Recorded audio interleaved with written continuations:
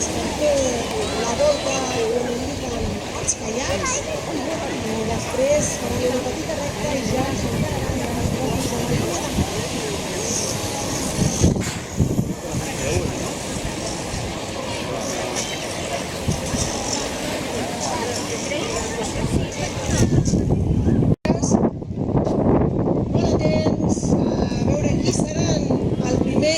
Primera classificat i classificada ja estan encarant aquesta recta final, aquests últims metres, últimes braçades i molta atenció.